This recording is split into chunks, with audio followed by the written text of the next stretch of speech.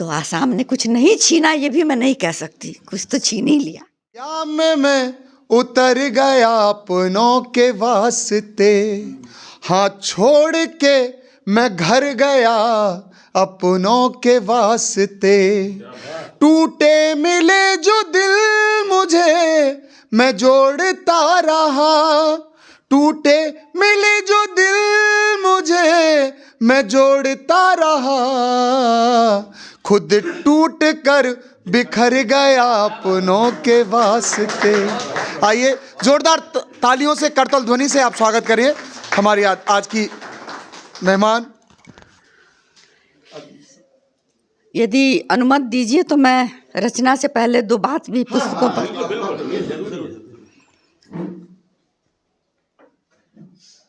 आज का ये साहित्यिक संभ्रांत और सारगर्भित मंच, जिसे अंजुम साहब, शर्मा साहब और हमारे जॉन साहब, इन लोगों ने सुशोभित किया है, रमेश साहब, इन सब की उपस्थिति में और हमारे इतने सुधी और इतने स्नेही श्रोताओं के बीच में मुझे आज ये कार्यक्रम इस तरह सर महत्वपूर्ण तरीके से ये पालित हुआ आज कि जिसकी जितनी भी सराहना की जाए उतनी कम है। मैं यहाँ अपने को पाकर धन्य हूँ और अपनी इन दोनों कृतियों के लिए बहुत कृतज्ञ हूँ कि जिन्होंने मुझे आज ये इतने बड़े बौद्धिक परिवेश से मुझे जोड़ा। और एक विशेष धन्यवाद और कृतज्ञता मेरी इस परिवार के वार्षणीय जी, उनकी श्रीमती जी और उनकी दोनों बहुओं और तीनों चारों नाती पोतों को भी जाता है। वार्षणीय जी का घर तो जितना बड़ा है सो है ही, उनका दिल इससे भी बड़ा है। और उस अवस्था जबकि उनकी सीता कल ही परसों अपने पूरे रक्त का शोधन करवा के अस्पताल से आई हैं, डायलिसिस से आई। शायद ही नहीं, ये काम केवल राम ही कर सकता है। तो ये राम और सीता की जोड़ी जो कि समाज के इन समस्त प्रकार के सारगर्भित कार्यक्रमों में सम्मिलित होती है, योगदान देती है, मैं हृदय से प्रणाम करती हूँ। बहुओं का मतलब आज के युग में ऐसी भी बहुएं होंगी, एक उदाहरण है। अरे बहुएं जो है वो क्लब कल्चर देखेंगी, वो आजकल वो ऑनलाइन कुछ मंगाती फिरेंगी कि साहित्य कार्यक्रम में चाय पिलातेंगी। आप रास्ता मत बताइए। नहीं नहीं, मैं जानती हूँ कि वो बताने पर भी सुनने पर भी नहीं भागेंगी, इसलिए।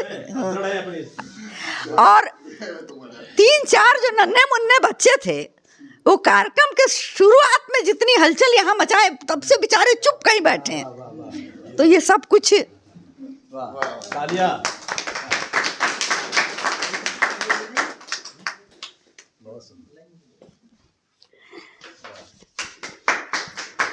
आपका ये स्नेह अमर रहे। और इस छोटी सी भूमिका के बाद अब मैं अपने विचार रखना पसंद करूंगी। और ये हमारी 2 कृतियां हैं, एक हमारे पास थी नहीं, इस वजह से।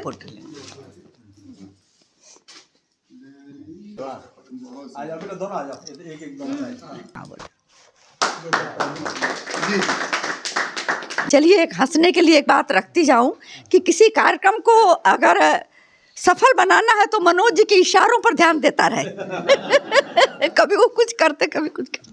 मेरी जो पुस्तक है तजिए मद व्यवहार, ये मेरे जीवन का भोगा हुआ ऐसा कड़वा सच है जिसे आप सुन नहीं सकते।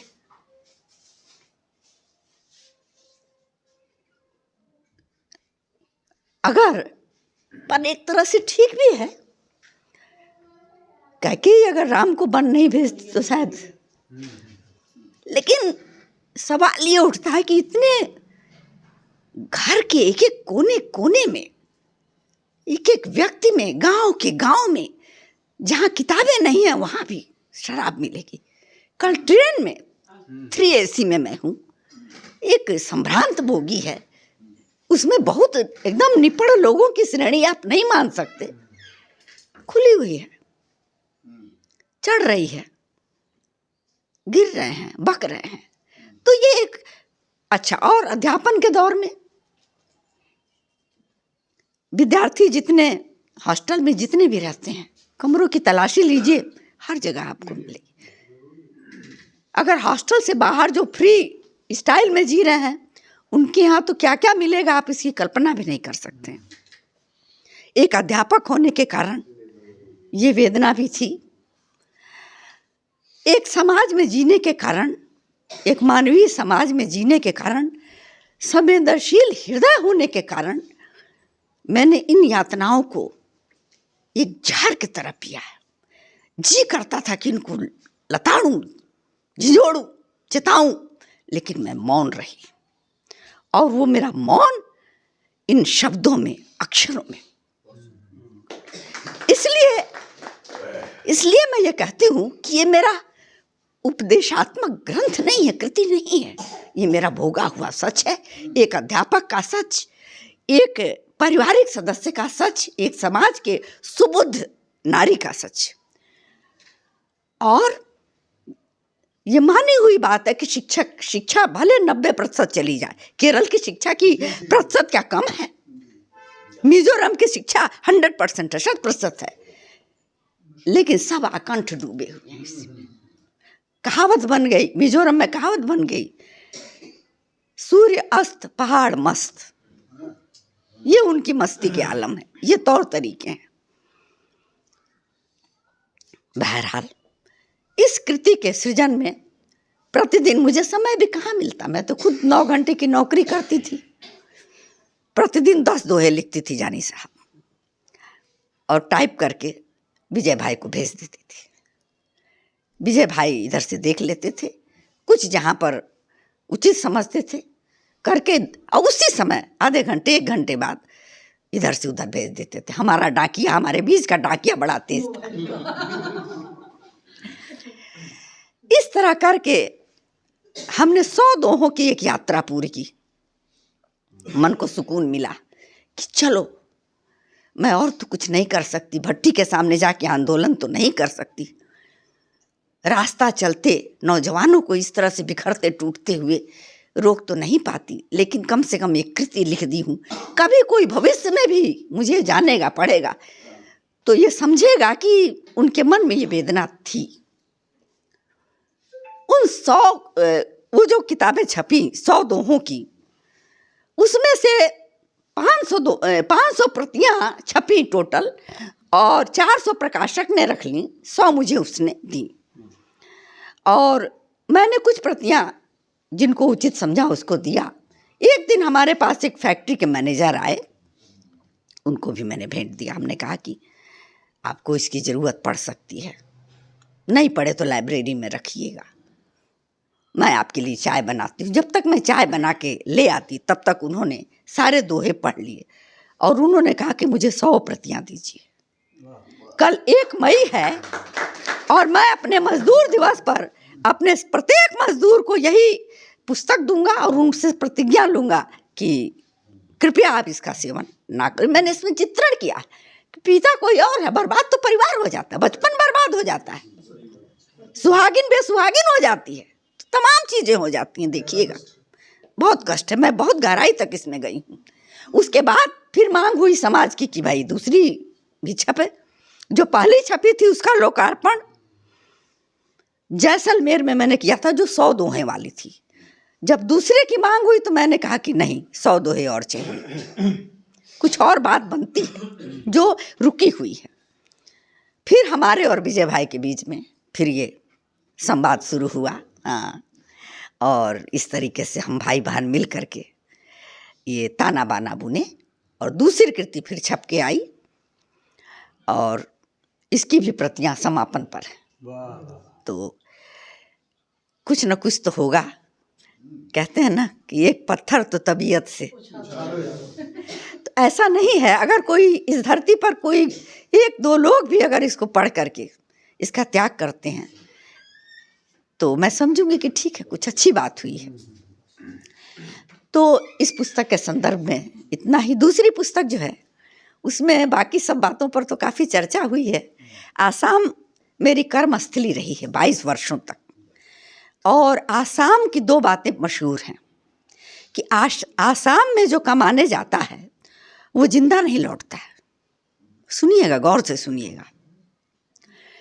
प्राचीन काल में तो इसकी ये किंवदंतियाँ थीं कि जो वहाँ जाता है उसको जादू टोना करके पिंजड़े का तोता बना लेते हैं, डाइन बना लेती हैं उसको तोता, कोई कुत्ता बना लेती हैं दरवाजे का, कोई बिल्ली बना लेती।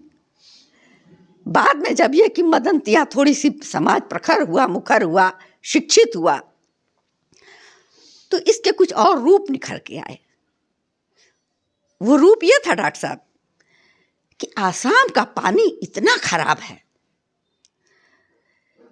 कि जो यहाँ आएगा, और दूरी बहुत थी पहले, बहुत विकराल सड़कें हैं, वहाँ पहुँचना बहुत कठिन दौर से गुजरना है, एक पुनर्जन्म की अवस्था आप मान सकते हैं। तो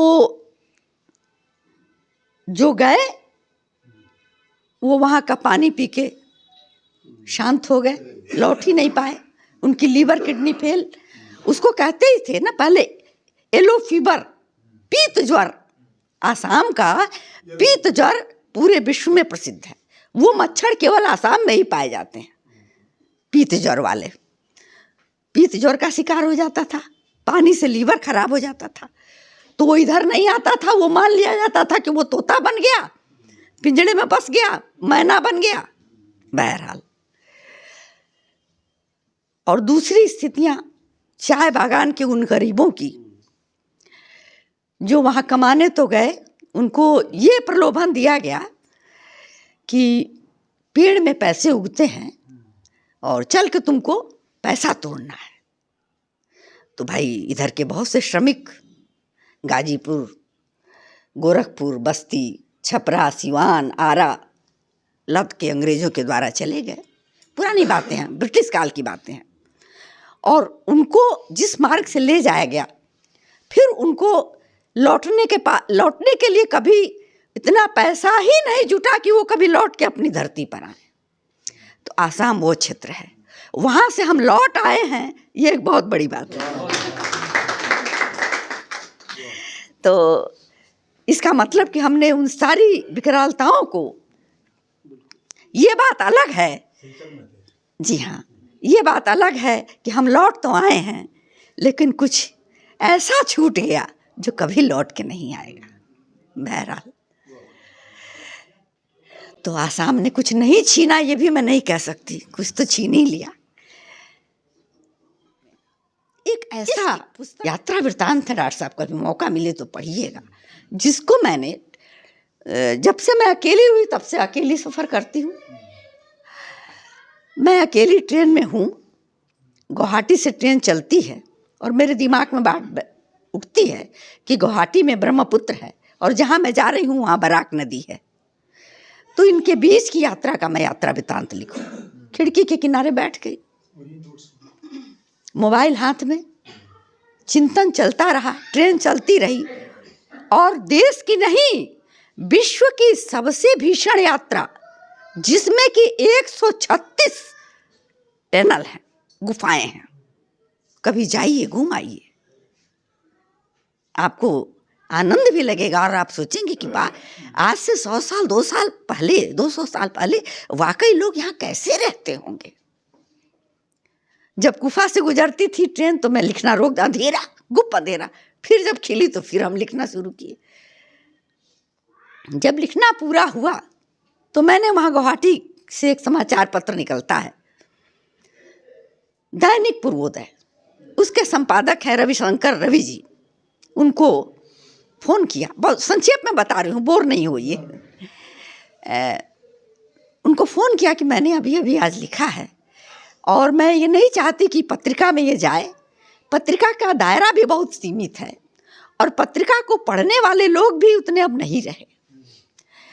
अखबार में अगर ये चीज़ छपेगी तो आपकी पत्रिका का प्रतिदिन का वितरण 3 लाख है।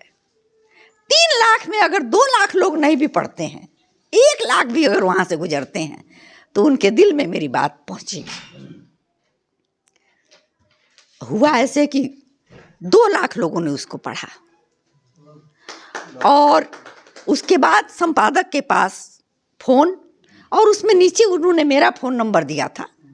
मेरे पास भी 2-4 फ़ोन आए और एक फ़ोन उसमें डिब्रूगढ़ से आया, किसी युवक का था। वो मुझे नहीं जानता था, मैं उससे नहीं जानती थी।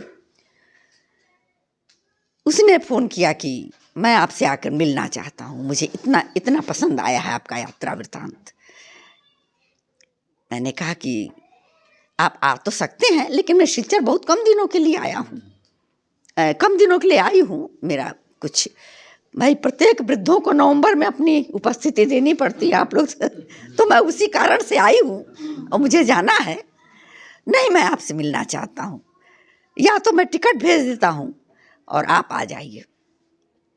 न जाने उसने मुझे क्या, मेरे लिए क्या ख्वाब सजोए थे, कैसी होंगी लेखिका, क्या होगा। बहरहाल उसने मुझे डिब्रूगढ़ का एयर टिकट भेजा, सोचिए एक लेख ने।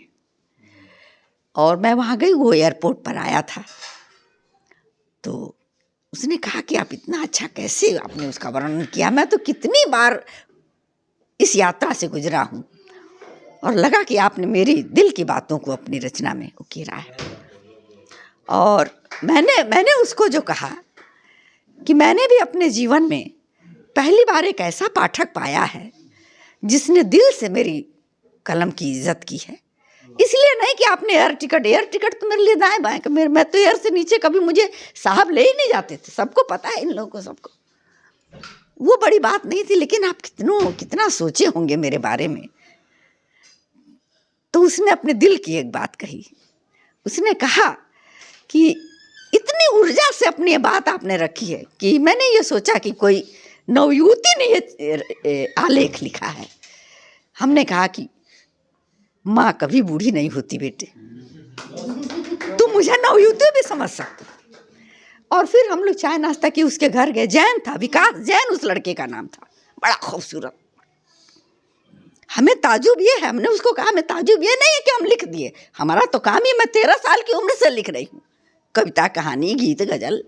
मुझे ताजुब ये है कि तुम ये व्यापार की दुनिया में ये गद्दी पर बैठ करके कलम से बही खाता चलाते हुए तुम उस लेख को अखबार के रूप में पढ़े और इतना प्रभावित हो गए। तो उसने जो कहा वो सुनिएगा। उसने कहा, हम लोग तो अखबार आता है तो न्यूज़ ऊपर का पन्ना देख के फेंक देते हैं, लेकिन जब आपका शीर्षक पढ़ा ब्रह्मपुत्र से बराक तक, तो मुझे लगा कि 2-4 लाइन पढ़ता हूँ। लेकिन 2-4 लाइन क्या, मैं तो मुझे नशा हो गया कि इसके आगे क्या है, इस प्लेटफार्म के बाद क्या है, अब यहाँ इस प्लेटफार्म पर क्या कर रहे होंगे बच्चे। और इस तरह से मैं पूरा लेख 5 बार पढ़ा। और उस दिन मेरा धंधा जो था वो मंदा रहा, लेकिन मेरा बौद्धिक विकास बहुत ऊपर चला गया। हमने कहा बहुत आशीर्वाद भाई। अब मैं रचना पर आती हूँ। अगर आप लोग अनुमति दें तो मैं जॉनी सर के लिए भी कुछ मन में सोची हूँ, कह दूँ।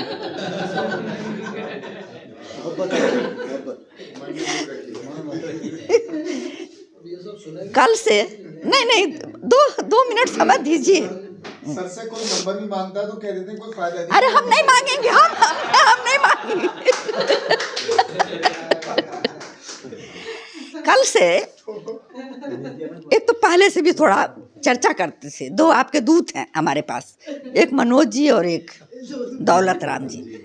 अक्सर चर्चा करते थे, हमारे कोई छवि नहीं बनी। हमने कहा होंगे भाई, होंगे, क्यों नहीं होंगे, दुनिया में एक से एक लोग हैं, क्या गाते हैं, क्या है वो। लेकिन असली बात कोई नहीं कहा, असली बात मैं कहूँगी। तो अब ये सब बहुत पहले होता था, अब कल से शुरू हुई नई कहानी।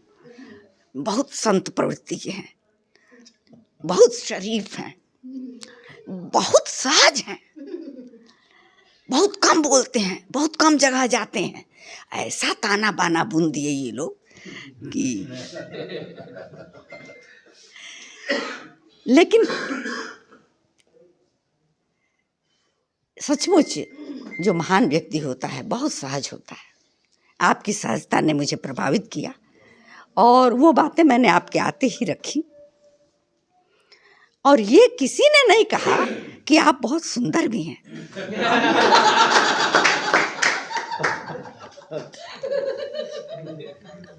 ये तो भाई ने भी नहीं कहा। मैडम 40 साल पहले एक ने कहा था, फंस गई वो। कोई बात नहीं, अच्छी बात है, दिल की बात दिल में नहीं रखनी चाहिए। रचना,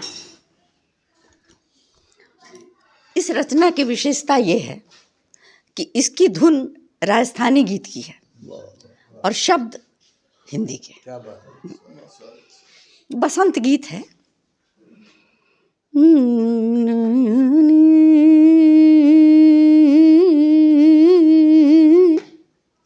आयो आयो री, आयो आयो री बसंती बहार, आयो आयो री बसंती बयार, खेतों में है बहार, फूलों से गलियां महक हैं रही। आयो आयो री, आयो आयो री बसंती बयार, खेतों में है बहार, फूलों से गलियां महक हैं रही।